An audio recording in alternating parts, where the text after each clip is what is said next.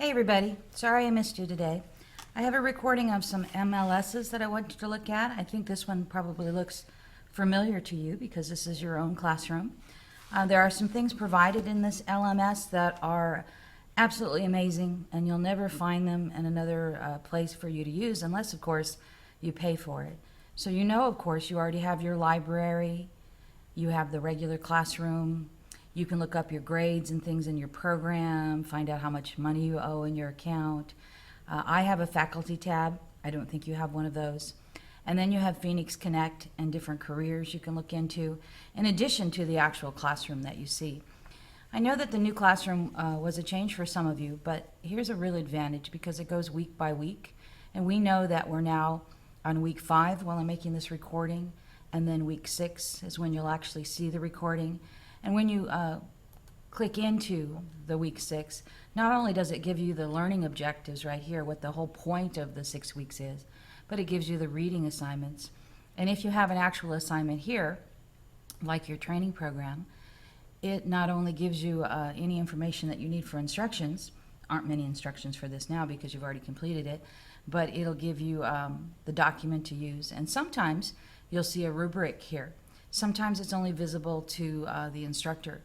So when you do have a larger project like this, it's helpful to use the rubric if possible so that you sort of have a clue about what they're going to grade you on. So I did post one for you at the end of week 4 or middle of week after we met on week 4. So that is there for you and it's available. And you should always ask for a rubric if you don't see one. You can also come into our MLS and look at the full syllabus. So you can scroll down and see the entire week. You can see each other in the roster. You are not able to actually send notes to one another in the classroom. That was a major change because it used to be that you could, you'd see Raphael, and Raphael could send a note to David or Jonathan, and you could correspond individually here. Now, in order to correspond with anyone on the LMS, you have to choose a place and then you can write a message. So if you wanted to, let's say we're in week 5 and you're working on this team assignment, your team is choosing the options. There's a place here underneath the team assignments. If you're team A, click team A, and you can write a message right here to your team member. The other team members can see it. That may be a complication. Of course, on mine, I can see them all, so I'm assuming that the team members can see each other's. I could be wrong, but that is part of the thing that the faculty, if I have a different page, sometimes it's harder to figure out the differences between the two. But I'll give you a chance to discuss this when the video's over, and you can let Ron Cordell, your substitute, know, and you guys can talk about whether you can see each other's team information. But being able to write here gives you a place where you all can correspond and send different versions of your assignments back and forth if you choose to. There used to be a team forum on the old classroom, so this is what they're using instead. And of course you can see right under the assignment the Center for Writing for Excellence, your reference generator, citation generator, any kind of grammar guides, learning team toolkit, because it's a team assignment. It's pretty amazing all the things that they put together. This is the University of Phoenix one. Now I'd like to take you to one that I use on my campus every day. In fact, this is called Haiku. And I get to add in my artwork and things like this. I have a lot more control over how the page looks. But it's basically available to all of the faculty who pay for it. I mean, the faculty's able to use it because the district has paid thousands and thousands of dollars for them to use it. And then all the students are hooked up to their teacher's Haiku. So when they click into, let's say, my classes, the students would be able to see all their different classes. These are the classes that I'm part of as faculty, but a student would say they'd have my class here for English 3, and they might have a chemistry class and math class. All the instructors that are using it would have shown up here on a regular basis, and the ones that don't use it, let's say for a PE class, might be listed here, but they would be inactive because they wouldn't necessarily use the LMS. There's a library for the students as well, just like with University of Phoenix. This is my version of it. I can see it, so I can add content blocks to this LMS. The students aren't able to do that, of course. But this is today, the day I'm recording, and if I wanted to add more to this assignment on No Red Ink, I could either edit it and make some changes. I could copy it to a portfolio to make it available for someone. I could add another piece if I wanted to say, oh, by the way, it's National Dog Day or Cupcake Day. I could add in some other images and artwork. Right now, the way I set it up in my classroom is I use the date. You can see the dates along the side so that if a student is absent, they know what to do. We use the LMS daily, not like you, where you all had a week before you meet. We only meet once for 4 hours. They meet every day with me, but conceivably they could stay at home and still have access to the work, which is the point. When you have 200 students, getting them makeup work and allowing them to do it is a little bit more difficult. So this particular block right here, which I call No Red Ink, leads them to a website. There's a link here that I provided for them, and they go to the No Red Ink website, which is a grammar website. And they're already, most of them have already used their code to join my class, but I include the code a second or a third time just in case I have some late entries or some students that were absent. But when they use this code and they get into the grammar program, they can practice their grammar without necessarily getting it marked wrong. That's why it's called No Red Ink. And I use that as a assignment, and I also come in and quiz them through the same program. So by using the LMS, I've hooked them up to another website that I can use. This website is free to teachers and students, unless, of course, you want to go premium and pay a little bit more for it, which is quite expensive. So we're using the free version of it. And by leading them here, I'm actually expanding out on the internet rather than just relying on the one LMS. Here on the right side, they're working on their essay, and they're doing it on Google Docs, and they're going to be turning it in through what we call the Google Classroom, that new thing that I showed you a couple weeks ago that just came out. And as they put this together, I'm asking them to mark up their essay and show me where the different aspects are using the comment section in their Google Doc so they can mark it. I told them it's more important that I know that they know where the information is rather than me. So they need to be able to find their thesis. They need to be able to find their examples and their assertions. They need to know where their rhetorical devices are and that they're actually labeled. And once they've done that, I'm sure they'll get a great grade because they have to find them. They have to add them if they don't have them. When they go to the next day in the classroom, they would just click from the Thursday that they're on to the Friday. And you see the orange right here. Those are just pages that have been published, and they're available to the students. So I usually leave about 2 weeks worth of published pages at a time. And when I publish on a Monday, the pages are available for the entire week. That way students can kind of see where they're going. And it's almost like a syllabus in the sense because with University of Phoenix, remember, you could press on your week 1, it'll show you everything for week 1. This is sort of the same way, except that it's split up into the 5 days of the week. It's a pretty good system. I'm pretty happy with it. Let me show you some other areas in it. It has a calendar, and the assignments that I give to the students, the assessments, are often automatically added to the calendar. There's a diagnostic test for August that I gave them, and I didn't intentionally put that on the calendar, but when I gave them the assessment in this LMS, it became part of the calendar. It has something called Connect, where I can do announcements or discussion panels. It has a Dropbox, it has email, and it has some polls so the students can take that shows everybody's answers and who thinks what about what. This is a very popular place for social science because students really like to get involved with the voting of who they think should be president and things like that during those presidential years and all the other stuff that you can vote about.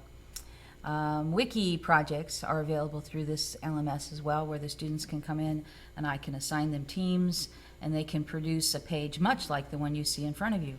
Because a wiki project is sort of like an LMS, what they cannot do is personalize it with photos and colors, but they'd be able to add those content blocks the same way I did in order to produce something, let's say, about a famous author or a famous novel that we're reading. I want to show you the Dropbox. When they go into the Dropbox for this, I know you guys are familiar with turning in your assignments through University of Phoenix. And here they would find the assignment. There's nothing listed right now, but I would add the assignment and then they would drop it in or upload it the same way that you do. What happens here though, when I open up their assignment that they've put in the Dropbox, instead of seeing a Word document like I do with you, it becomes a PDF. And in that PDF, I'm actually able to annotate on it at times in certain places on it in order to give them a grade or comment on anything that they may have said in the assignment. So it's rather handy for essays because you can actually use the mouse as a pen and you can write on the assignment and then return it to them. In the assessment area, you can give them activities, assessments. The actual assignments can be explained.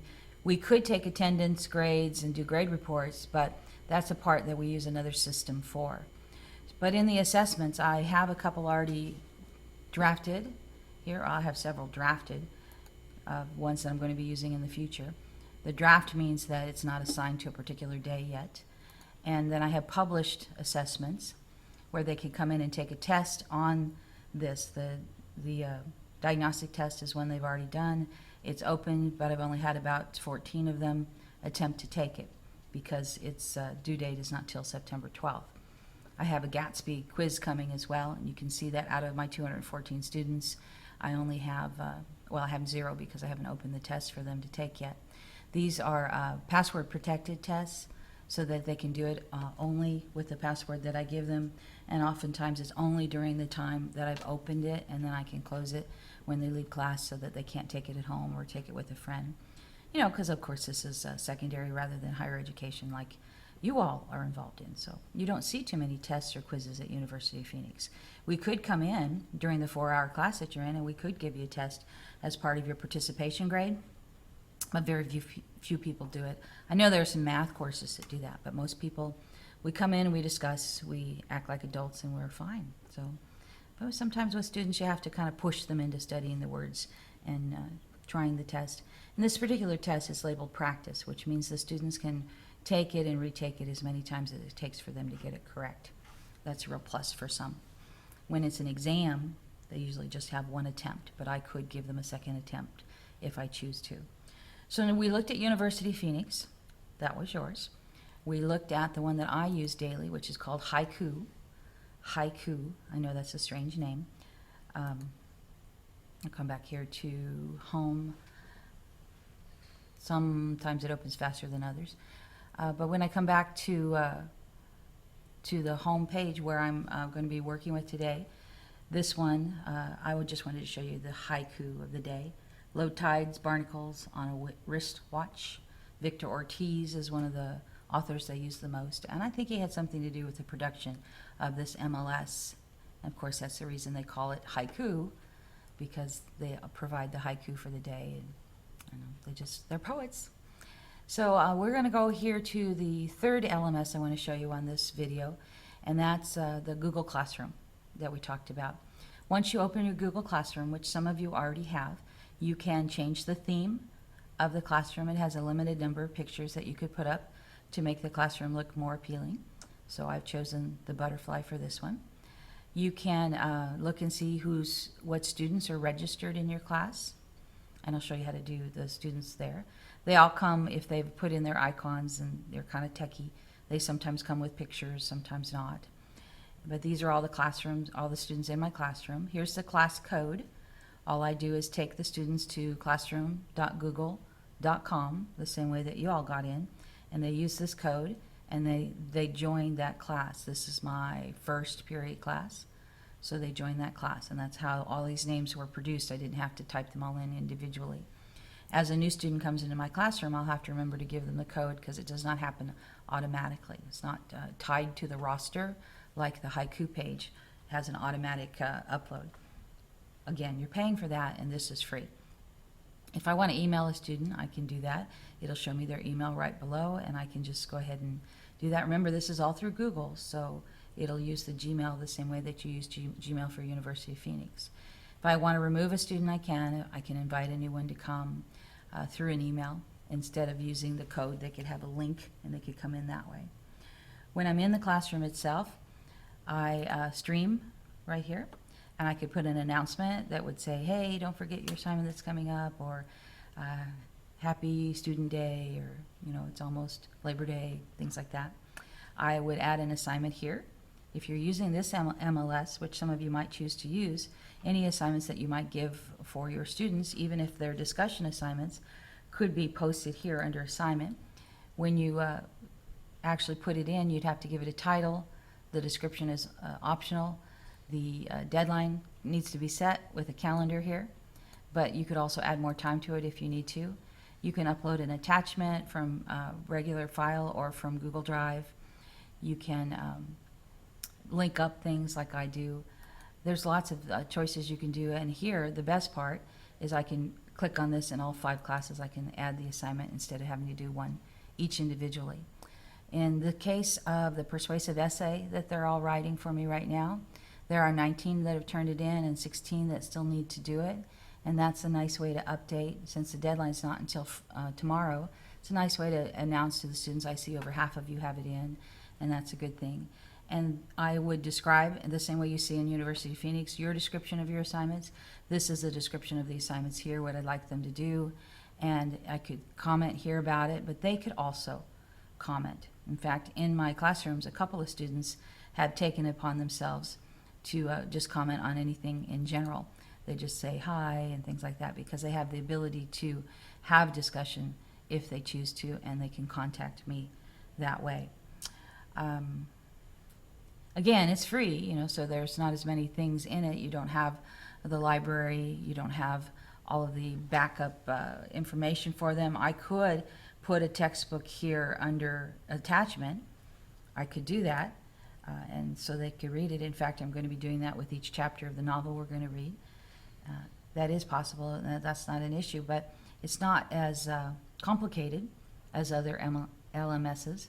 But at this point in life, it's free. It may change. I can go back to my home page, and it would show all my classes at the same time so that I could go into them and check them and see if the assignments are coming in on time. I can use the plus button to add things to the class, add people to the class, add another class to my class. But most of you guys will just need the one class in order to be successful here. So you don't necessarily need 5 classes like I have. All right, so one other thing I wanted to show you, let me just open the Google Drive. If you've never used Google Docs before, they're free. If you have a Gmail, you can use it, and all of the things in here are accessible from anywhere in the world as long as you have internet. So there are some people who swear by it, and they're not going to use anything but this, because that means that any updates they make at home or at work are constantly saved on the Google Drive. You just create a new document or folder or presentation. And of course, they have several other apps you can add. You can do surveys through the form. You can actually do little drawings. You can upload a file right here. You can share with somebody. This is probably the strength, especially for you all at University of Phoenix. If you're writing a paper with somebody, like a team paper, you could share that with them. So these are all the things that have been shared with me recently on things that students have been working on.